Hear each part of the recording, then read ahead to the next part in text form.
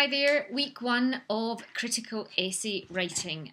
You should have your notes and hopefully you have printed those off and they're beside you.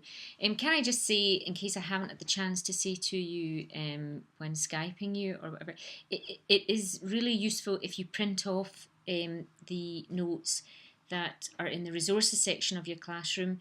Keep them in a folder. And refer back to them. But in particular, it's useful for you to have them when I'm Skyping you. I've tried, a couple of people haven't printed them off, and it's just been absolute chaos. We've just been, backwards and forwards and turning the webcam off and on. It doesn't really work. So if you have access to a printer, that makes a lot of sense. Critical essay, the dreaded critical essay. Okay, let's get started. You'll have read through the notes. You can see what we're doing. We're going to look at it bit by bit. Most people who I've taught over the years hate critical essays. They hate them. And I can see why they hate them. They're tricky. You don't know what's going to come up. However, there is, in a sense, a recipe. I don't think, and this is what we're going to be looking at over these 6 weeks, I don't think that in exam conditions you are going to come up with unique insights into Sunset Song or Hamlet or Romeo and Juliet, whatever your texts are. You're not. So to a certain extent you will be very well prepared with what you're going to say about the different techniques that you're going to comment on. You won't just be well prepared, you'll have learned them off by heart. That's what I teach people to do. I don't teach people to learn an essay as such. I teach them to learn off by heart what you're going to say about the different techniques. That involves a lot of learning, but it's higher English and you know, exams, we need to learn, but we need to learn things off by heart. So that's what we're working towards. We're working towards learning things off by heart, but that still leaves us with the exam paper. We have no idea what the questions are going to be, and with the best will in the world, you cannot prepare for every eventuality in terms of questions. However, you can know which directions you're going to go into. There's no doubt you can work out the kind of what to do. What you're going to do is you're going to learn so much. The skill involved is what to dismiss. That's really it in a nutshell. What do you dismiss in the exam that you've learned off by heart? And it's learnable. Of course it is. It's learnable. So we're going to take step by step and look at how we go about that. Now, in your notes that you've printed off, week one, critical essay, the first couple of pages are just what you would expect, what the critical essay is about. 25 marks, you have to write 2 in 90 minutes, 45 minutes per essay. Ample time, absolutely ample time.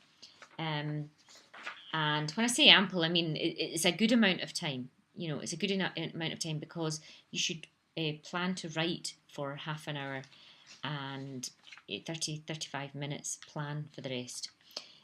What I've done here is page 2 of the notes. I've gone over the actual exam board's marking scheme, and I've told you I marked for the exam boards for years and years. I've marked for various exam boards, and with critical essay, what I always did certainly, and I went to markers meetings, so I know that lots of people did, you read through an essay.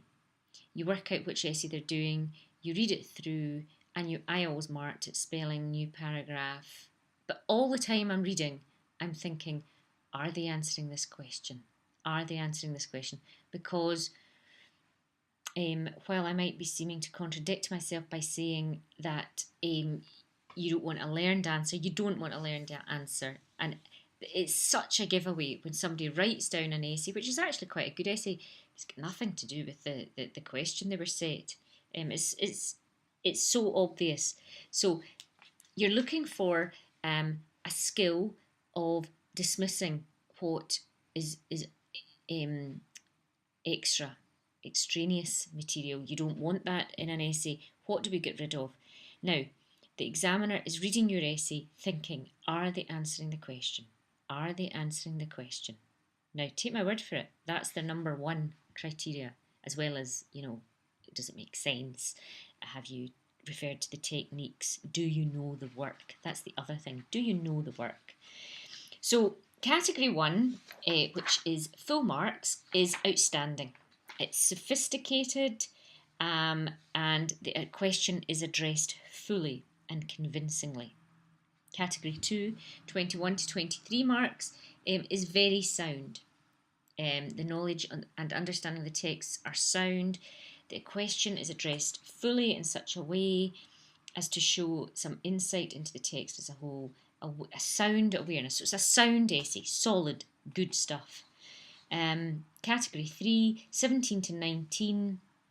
Now, if you read that there, that's interesting. A response which, allowing for the pressures of examination conditions and the limited time available, is secure in a number of respects.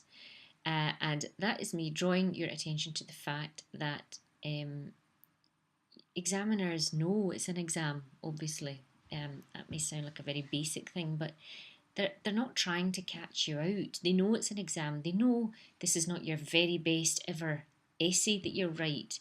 There are other areas of the English exam where they can see your writing at its best, if you like. So, they cut you a bit of slack because it's the exam. They know that. 17 to 19 marks. Knowledge and understanding of the text are on the whole sound. The question is addressed adequately, and it's structured in such a way as to meet the requirements of the question, and an awareness of literary and linguistic techniques. And so we come down. Let's not hover, hang around the 13 to 15 mark. We don't want any of those. Just manages to meet the minimum standard. And category 5, we don't want to know anything about, fails to achieve technical accuracy. The answer is too thin if your answer is not long enough. If you write a page and it's brilliant, it's not enough. And you don't really know the text. So we're not going to hang about there. But that gives you an idea of what the exam board are looking for. Now, your first assignment this week, I think you should go and do just now. Do it straight away. It's under the assignment section, and what it is I have scanned in an essay from the exam board. A candidate did this exam question in 2009 in response to question number 7, which is written down for you. Read it through, read the question twice, read the essay twice, and then come back and look at category 1, category 2, category 3, category 4, and 5 even, and you tell me what you would give it and why. Now, in order for your assignment to return that to me, if you just put it in a document, a Word document, and put assignment 1, I'll know what it is. Just give it a mark out of 25, but most importantly, your comments. Why you're putting it where you're putting it. And that'll give you an insight into all sorts of things, and we'll talk about that when we Skype later on. Okay, so that is assignment 1. Now we move on to how we go about writing a category 1 essay, which is of course our aim. And what I do there on page 4 of the notes is I am drawing your attention to the top of the exam paper. It never ceases to amaze me the number of candidates who just don't read the paper. They just get right. They've never read it. They've never looked at the small print, if you like, of the exam paper, and there's lots of it. I don't really suppose you're going to read it in the exam itself, and certainly not for the first time, but it is worth paying attention to it just now. There's a lot in it. And this kind of reiterates what I've said about the examiner's mark scheme, except this is for you. This is what the candidate sees. The relevance of your essay to the question you have chosen and the extent to which you sustain an appropriate line of thought i.e., do you answer the question? Your knowledge and understanding of key elements, central concerns, and significant details of the chosen texts, supported by detailed and relevant evidence. Do you quote? Your understanding is appropriate to the question chosen. Your evaluation as appropriate to the question chosen, and the quality of your written expression. That's what you are being marked on.